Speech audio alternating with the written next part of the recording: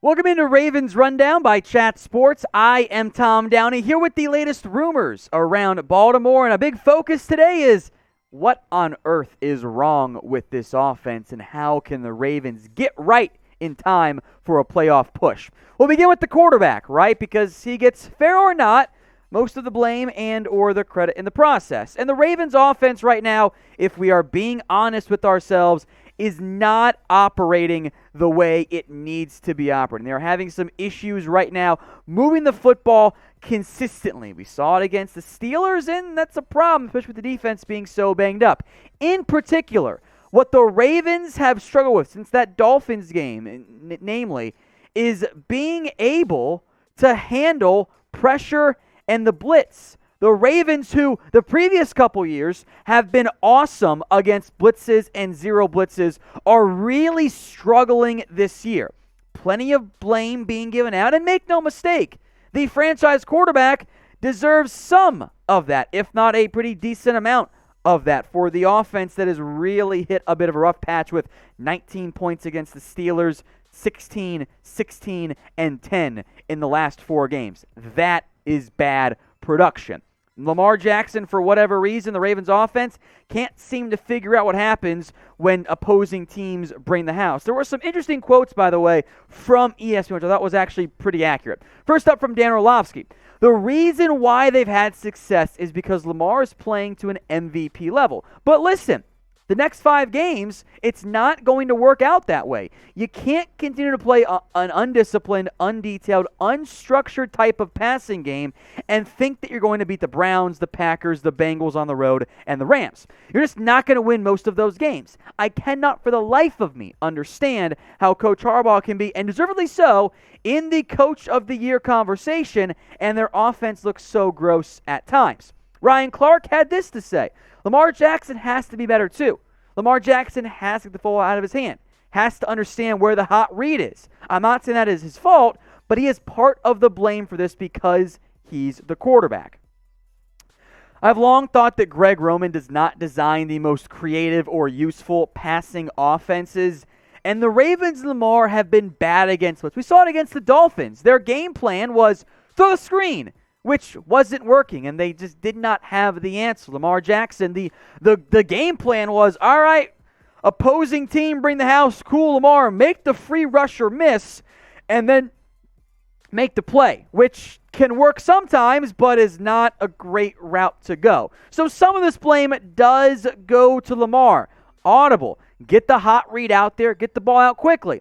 It's also bad coaching, because I don't think the team is built to properly adjust from that perspective. That, for me, is a big red flag for the Ravens. So there's some blame to go for Lamar, some blame to go for the offense and the coaching staff as well, but I do still think Lamar is this team's franchise quarterback. We've seen them with Joe Flacco.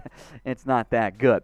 So what is your confidence level in Lamar Jackson? Scale this for me from 1 to 10. 1 being you've got almost no confidence in the franchise quarterback. 10 being, Tom, don't worry, they're going to be just fine. This is the pinned comment on today's video. So if the ad break comes here on YouTube, take advantage of it. While that ad plays, head down to the pinned comment and type your responses.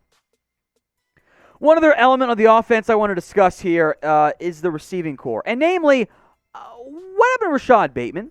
Why isn't he getting a bigger role and bigger workload? After all, he was the team's first-round pick. He has made a limited impact the last few weeks. He was a complete non-factor against the Steelers, didn't make a major impact against the Browns or the Bears after playing quite well against a team like the Dolphins. His numbers have gone the opposite direction overall this year, and now he's got just 25 catches on 301 yards. He had 1 target against Pittsburgh. That is partially a quarterback thing, but I think mainly a scheme thing. And I know this might sound a bit weird, and I get that the slot receiver role is Devin Duvernay's. This should not be your snap count breakdown against the Steelers. You should not have Rashod Bateman be wide receiver 4 for you. Marquise Brown as receiver 1, cool, no complaints. I get that he's so dynamic, right? Devin Duvernay with 11 more snaps than Bateman, I don't get that. Sammy Watkins getting more snaps than Bateman, I get that Watkins can boom at any given point, but he's not the guy that should be getting that level of production. He had 639 yards, a score. Cool, I get that. But it seems like the Ravens can only find a way to get the ball to either Watkins or Bateman. Maybe just give Devin Duvernay less reps. I think Watkins, Bateman, and Brown can all play at least a little bit in the slot. So what do you think? Should Bateman play more? I firmly believe Y for yes, but I want to hear from you guys. Get those votes in for me. Y or N. Now, if you want to bet on the Ravens game this week, do it with our sportsbook partner, BetUS. You can head to chatsports.com/bet and use the promo code you guys see on screen as well. That is chat125. When you put down at least $100 with BetUS, you will get a fantastic deal. That is a 125% deposit bonus. Again, the two important things here, folks. A, you got to use promo code chat125. If you don't use that promo code, you're not going to get the deposit bonus. You also have to put down at least $100. Otherwise, it doesn't happen for you. You don't get the deposit bonus. You get a fraction of it. Chatsports.com/bet, promo code chat125. Maybe you want to throw down $10 on the Ravens being an underdog this week on the road against the Cleveland Browns. A rather interesting line and maybe even a curious line. So if you're feeling good about Baltimore, go put your money where your mouth is. Chatsports.com/bet, promo code chat125. A bit of a surprise news rumor item today on one JaWuan James. The Ravens have designated him to return from what he's currently on the non-football injury list because he tore his Achilles in the offseason while working away from the Broncos facility. So the Broncos cut him and used that being away from the facility to void all of his guarantees. I did not think James was going to play this year.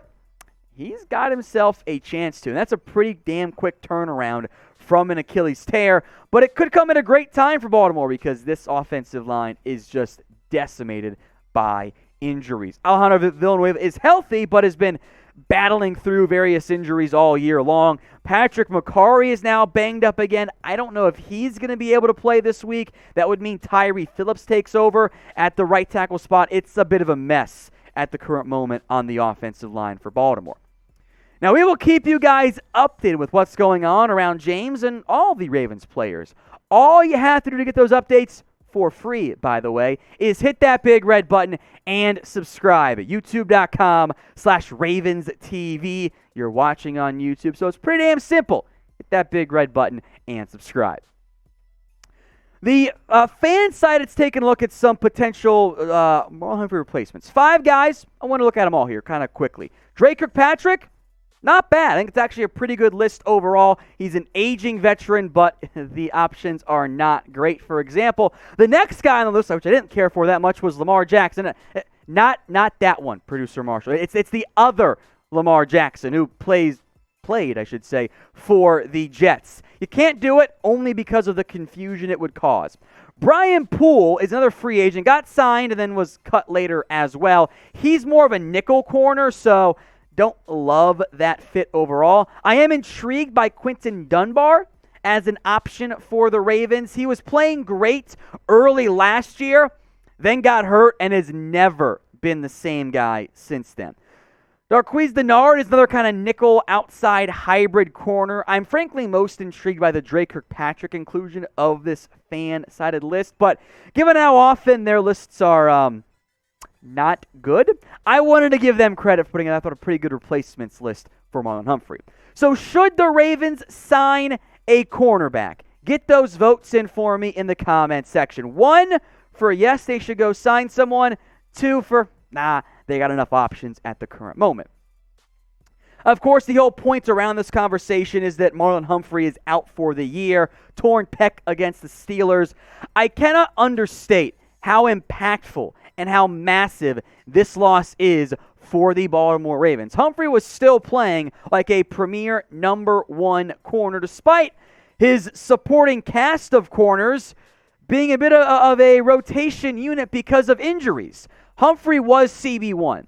Now cornerback 1 is Anthony Averett. That's not exactly what you're looking for. David Young can handle the nickel corner roles. I think the next starter is Jimmy Smith or Chris Westry, and Smith is old, and Westry's just not that good. So if I'm the Ravens, I am looking hard at finding something out there on the market to address a cornerback room that has 4 guys on IR already this season.